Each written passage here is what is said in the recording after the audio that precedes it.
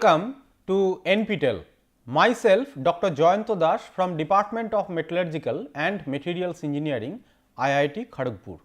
I will be teaching you advanced materials and processes.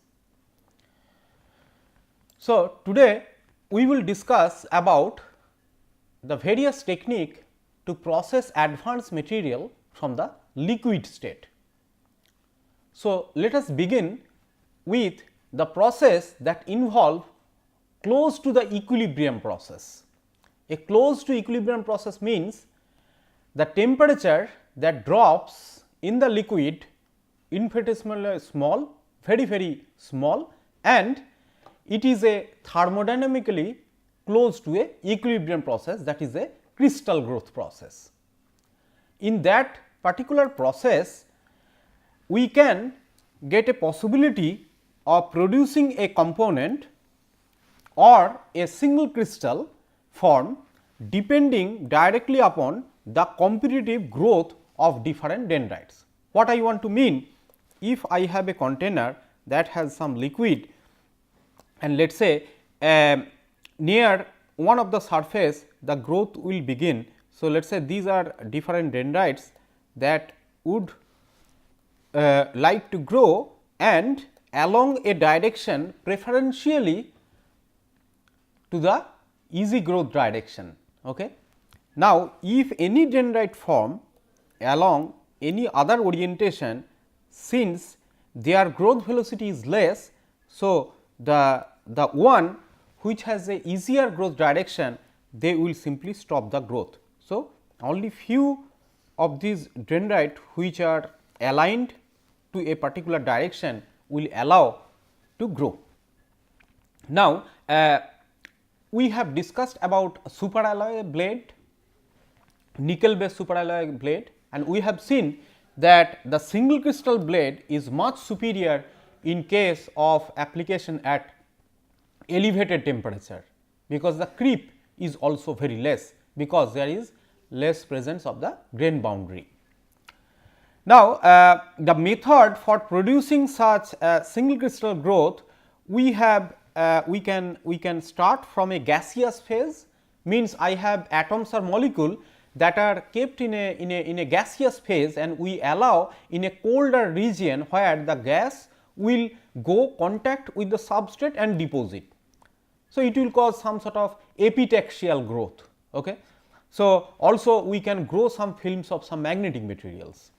Now, from the liquid state, we basically need assistance of some seed crystal that we have already talked about during the discussion of nickel based superalloy. So, we take a seed crystal and there is a grain nucleation will occur at the surface, and these grains will grow, and few of the grains will basically grow through this channel, and since the growth has a direction, we can use a spiral feature of those where the liquid is present. So, the mechanically the growth of the different grains will be blocked. This is, and then at the end we will have only one grain that is growing. Okay. So, that is why we get such a single crystal. Now, what we need to grow? So, let us say we basically need a water cooled copper chill, and initially we have a shell mold that is produced. This is a shell casting method, and let us say like a zirconium oxide mixed with some silicate which produces this shell, and then we can pour the liquid through here, and then it basically allow to grow, and we drag this to a bottom side, and we have a insulation here, and these are the graphite heating element, optical pyrometer just to sense how much temperature, and sacrificial shield is given to the outer side. So, this is the furnace chamber part and melting unit and withdrawal chamber, let us say here. So, we simply drag this to downside and so constant temperature is maintained here. Very slowly we drag it down, so that the crystal can grow. So, this is a typical process of such kind of crystal growth technique. However,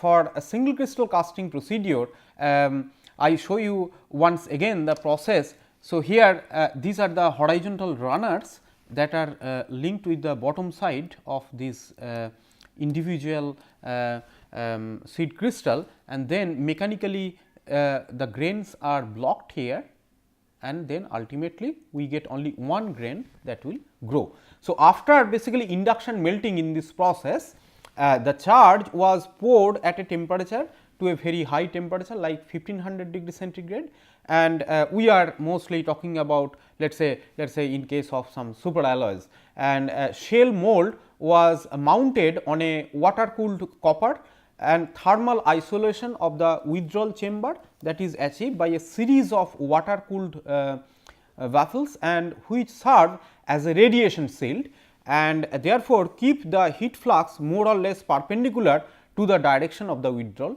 Thus, a effectively planar solid liquid interface is maintained, and planar solid liquid interface means that the liquid is present here, and let us say the solid is present here. So, this is like a single grain that is growing.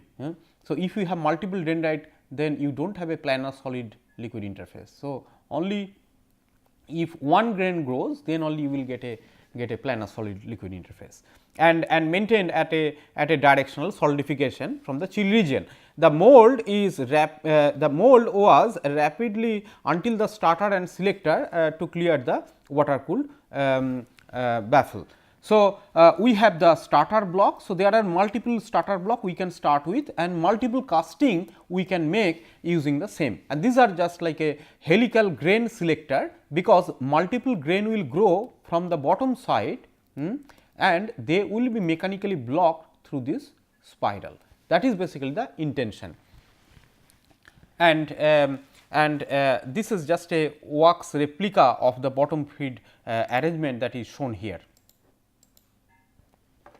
Now, in case of rapid solidification process, the name itself says that it is a non-equilibrium process, and the cooling rate is adopted for a specific material to be produced is very high. So, this high means the cooling rate varies between 10 to the power 2 means 100 Kelvin per second to 10 to the power 6 Kelvin per second. So, these are the two extreme end which is almost defined as for a rapid solidification. So, let us say if I take a copper mold, and if I inject a liquid in a copper mold of let us say 2 millimeter or 3 millimeter diameter, then it is expected that the cooling rate should reach up to 100 Kelvin per second. But if we simply inject the same liquid on a rotating copper wheel and produce 60 to 100 micrometer thin ribbon, then expected that the cooling rate will be 10 to the power 6 Kelvin per second. There is always some methodology how to estimate those cooling rate and so on. We will discuss slowly with those processes. However, if we think about the method of rapid solidification process, we can start with a liquid and we can end up with very fine powders. Okay.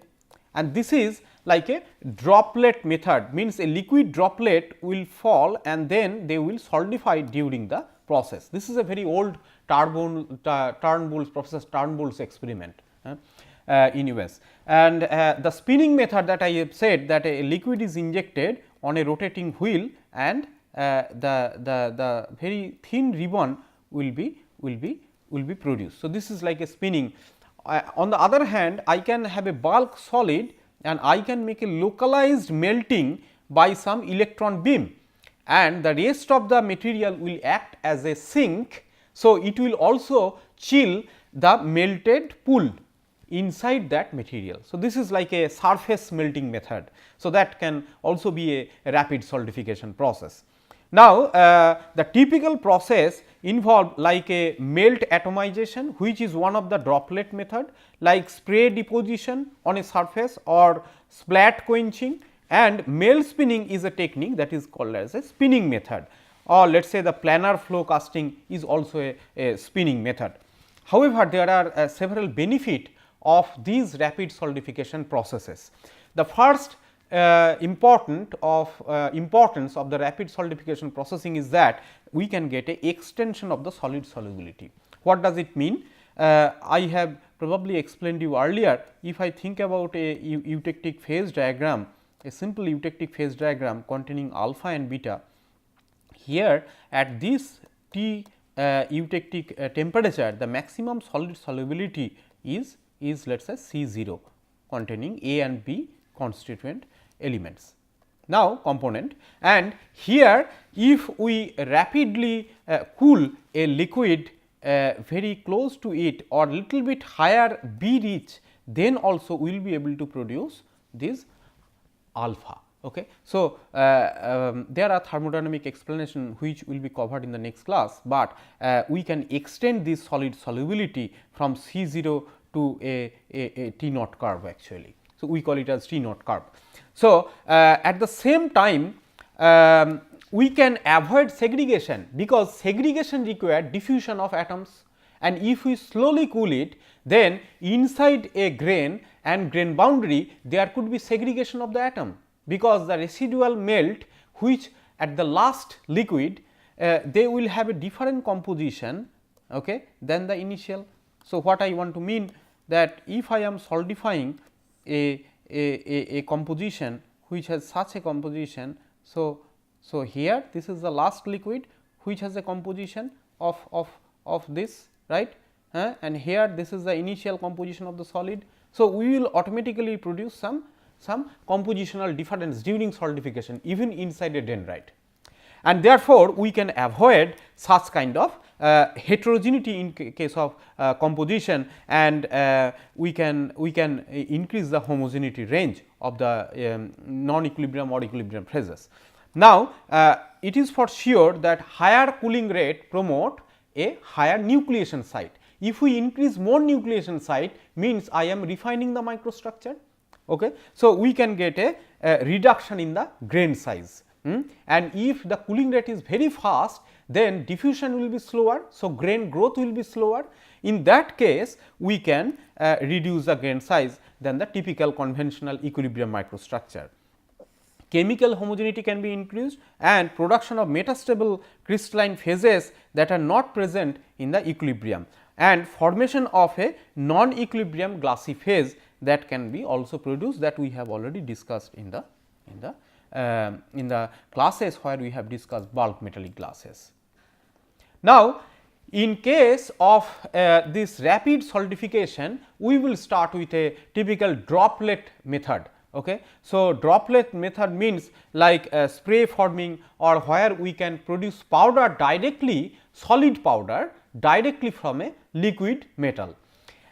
In that particular droplet method, the fundamental principle is that a drop or a free falling melt stream tend to break up into a droplet as a result of a surface tension. Okay. And if we assist with a gas which will interact with a free falling metal, then we can easily produce such kind of very fine powders. So, by impingement of a very high velocity jet of a second liquid, or by some sort of centrifugal force at the tip of this rotating cup or disc, we can apply also a electric field. So, it uses very high velocity gas or water jet to rapidly fragment these the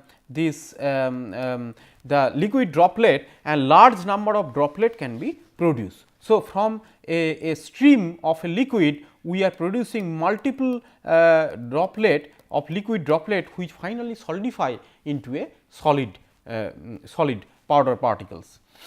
And here these are the two cases that are shown. In one case it is free falling, and another case these are the geometry of a confinement. So, this is a principle of a spray droplet, or otherwise it called as a atomization process.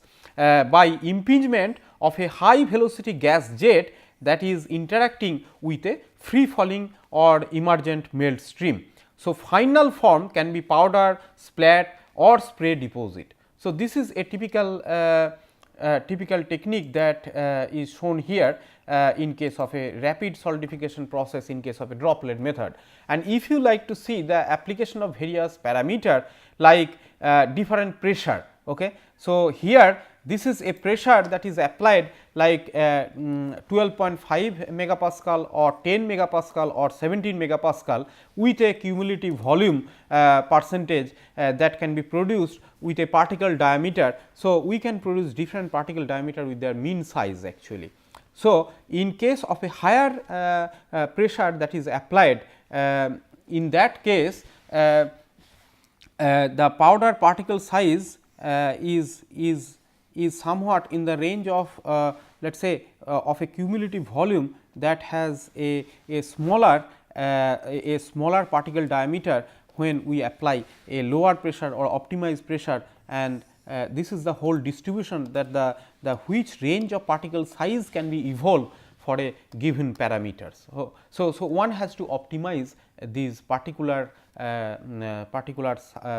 powder particle size which is linked with the applied jet pressure. So, increasing the atomization gas pressure it basically increases the yield of the finer particle size of the powder. So, that we have learned from this plot. Now, smaller particle size tend to cool more rapidly because it has a larger volume to surface area. So, it has a much higher surface area compared to the volume because it has a finer size. So, that will always try to cool much faster and the microstructure will be much more finer, and sometimes we can also reach to a glassy state when we can apply such kind of very fine powder particle produced from a atomization process, or undercool more prior to the solidification that tend to solidify more rapidly at higher front velocity. So, the splat tend to solidify more rapidly due to large surface area. A spray deposit can maintain homogeneous microstructure and their solidification time is sufficiently less than the time interval between deposition of the successive splat at the given location of the substrate. Now, mean droplet diameter, that is let us say the D 50. So, for a particular given we can mean droplet diameter means this is the mean size, we will get a particle diameter for each case. Okay. So, you can see this is the D mean and which is linked with let us say where m is a constant which vary between 40 to 400, where eta gamma and rho they are the viscosity and the surface tension and the density. So, d 0 is the diameter of the melt stream that is delivered to the nozzle, and v is the relative velocity of the atomization gas. So, here we again know the viscosity of the gas and the density of the mass and the velocity. So, that will tell us about the whole process of the mean particle droplet diameter that is linked with. So, J is the mass flow rate of the mass basically means I am talking about the liquid and solid mass, and the gas is for the gas. So, this basically optimizes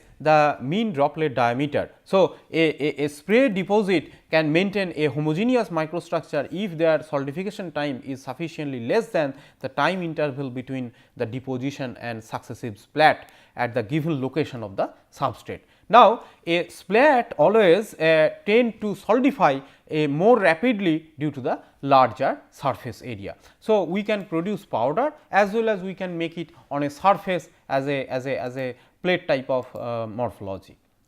Now, in case of the second processing method that we have that we will discuss, that is the spinning method. The spinning method, here we are talking about the melt spinning.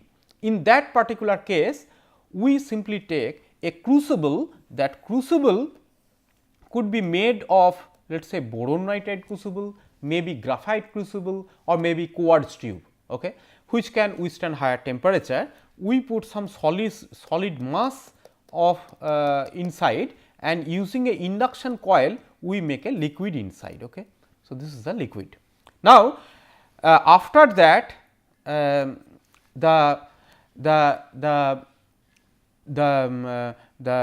crucible bring down close to the rotating wheel. So, this is the wheel and wheel is rotating along a particular direction, and after bringing close to the wheel, we put a higher pressure inside the crucible than the pressure outside. Okay. So, this is the pressure outside and this is the pressure inside. So, P inside is greater than the P outside. So, the liquid will automatically come down and it will be injected on the wheel and a given velocity is given. So, where the substrate will form, that is the ribbon that will form at a given velocity. Okay.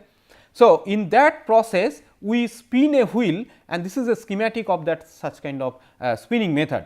So, a single melt stream that emerging on a orifice is stabilized by a surface film formation, because if the flow rate is very small, then we will get a discontinuous film, that is not expected. What we want, a continuous film to be maintained, then only we will be able to make a very long ribbon with a very high length, and the width that depends on the orifice size and the pressure that is applied. So, there are so many different parameters. The interesting point here that if we look at one of the very critical example of such a iron based magnetic glasses, iron, nickel, phosphorus, boron, which was a very initial made glass and derivative of them. So, the ribbon thickness, which is Z, here is shown in a micrometer. So, with increase of the substrate velocity, then we can decrease the thickness of the ribbon without forming any discontinuity in the ribbon. So, this is somewhat very interesting feature, as well as the not only the thickness of the ribbon can be optimized, but the width. So, also other processing parameter can control. So, here a single melt stream is emerging on an orifice, and by surface film formation before it can break up to into droplet, and this is one of the very sophisticated technique, or more melt stream are used to make wider composite ribbon by impingement on a single or twin chill roll surface. What I want to mean, that I can give a two roll where the melt is falling. So, instead of a single wheel, I can also give two wheel twin roll and the liquid will go inside the roll. Okay. So, in that particular case, the advantage is that the liquid will fall and we apply pressure. So, during solidification we are straining the liquid, and that may assist evolution of different metastable phases. So, this is like a twin roll chill surfaces. Now, the critical cooling rate in case of such melt spinning process can reach up to 10 to the power 6 Kelvin per second. In a standard melt spinning method, the melt stream form on a single ribbon typically 10 to 100 micrometer thick. So, these are some very interesting optimization parameter that we can play with. So, from a 80 micrometer we can reach to let us say 15 micrometer, just varying the velocity of the wheel. So, these are just a very small parameter that can be optimized of the product. Now, another rapid solidification technique is the surface melting method. We also call it as a traverse melting, means a electron beam traverse across a sample. So, this is like a electron beam that traverse across a sample, and this is a feed workpiece, and the portion which is refined by the remelting process by assistance of a very narrow beam like a electron beam. So, here the fundamental principle lies that a single pulse or continuous traversing heat source is used rapidly to melt the surface of a block of a material, and unmelted bulk that act as a heat sink during the subsequent rapid solidification. Both nanosecond and picosecond laser sources have been used to generate some quite a spectacular non-equilibrium effect in surface melt zone. During solidification, cooling rate has been estimated to reach to up to 10 to the power 10 Kelvin per second. So, this is much higher than the melt spinning method, because here the workpiece act as a sink itself and we melt it localize, and this time of melting is 10 to the power minus 9 seconds, such a very small teeny time that is allowed. So, this is just like a principle of a rapid solidification technique of a block material followed by localized melting by traversing a heat source. Now, all these different rapid solidification process that require for formation of any equilibrium or non-equilibrium phases. So, microstructural constituent depends on the cooling rate that has been evolved. Okay. To understand this fundamental, we can think about a simple TTT diagram. So, if we consider a typical nickel, and I would definitely have a TTT diagram for the crystals. Okay. So, this is a typical predicted temperature time curve for initial crystallization of a undercooled liquid.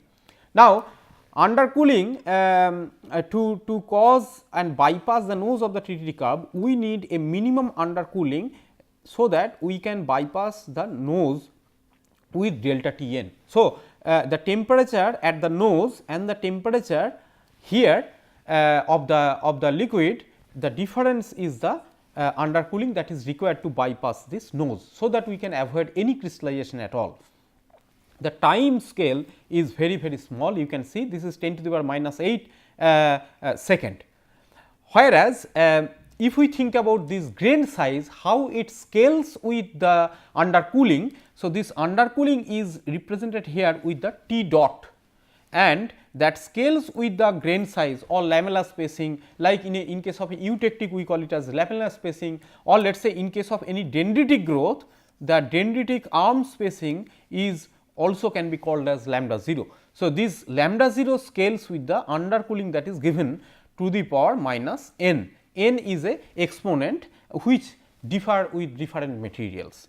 Now, if we increase the cooling rate, or let us say the cooling rate can be applied. So, then we can produce different grain sizes, and the grain size will decrease from 100 of micrometer to 10 micrometer and so on. So, all these different material you can see they almost appear as a linear. So, there is a relationship with, let us say this is in a log scale actually. So, that is why the power comes. So, the cooling rate is represented with the T naught, where 10 to the power 5, 10 to the power 6 Kelvin per second or 10 to the power 7 Kelvin per seconds are given. So, we can get a linear relationship, and exponent can be calculated from the slope of the curve. So, the key structure property relationship in case of a rapid solidification process material is definitely the size reduction. Size means the grain size can be reduced. We can get a extended solid solubility, increase solid solution strengthening, increase precipitation and dispersion strengthening, minimize brittle equilibrium phase precipitation, and Hall patch strengthening, improve fracture and impact toughness, enhance superplasticity, and we can also improve the homogeneity range. So, there will be less heterogeneity in the microstructure. So, chemical homogeneity can be improved, and if we can improve chemical homogeneity in a material, then we can improve corrosion resistance, then galvanic corrosion. So, because the potential difference will be created due to the composition difference, and also we can form amorphous phase, which will improve the physical properties of the material, higher hardness and higher corrosion resistance, because there is a absence of grain boundary. Grain and grain boundary, they have potential difference, and grain boundary will preferentially attacked by any kind of chemical agent. So, we can improve many of the corrosion resistance, mechanical properties and physical properties by adopting this kind of rapid solidification processing. So, it depends on the user's choice which material can be used and what processing technique can be adopted. So, if you look at the typical application, we have discussed about soft magnetic material with a very nano scale structures, rapid solidification is one of the mandatory technique to produce such magnet of very soft magnet or any kind of composites. So, we need amorphous precursors. For that we can go for let us say making ribbon, and then those ribbon can be annealed in order to form alpha iron precipitate. So, there will be a coupling of the amorphous matrix and a alpha iron phase, alpha iron nanocrystals embedded in amorphous matrix. So, which has been discussed in the magnetic material classes. So, new hard and soft magnet that can be produced for application for power distribution as well as magnetic core and electronic devices. Light alloys with improved wear resistance capacity can be produced also with a higher temperature performance, material with enhanced catalytic performance with a very finer size, or let us say for fuel cell we can use. Maybe tool steel can be used and mill roll of 2 or different 3 times of live conventionally produced rolls. So, using those technique we can make such kind of medical implants we can adopt with a amalgam we can produce by higher cooling rate 10 to the power 2 or 10 to the power 3. Also for other kind of joining application we can also use such kind of localized melting and solidification. I just like to show you some of the uniform droplet, how uniform processing condition can be achieved, so that individual spheres of those particles tin produced by some droplet process can be achieved of 200 micrometer. So, they are just like very unique shape. So, with this actually we finish our discussion today on the rapid solidification process. We will continue this rapid solidification processing and some of the very important fundamentals to discuss in the next class. Thank you very much.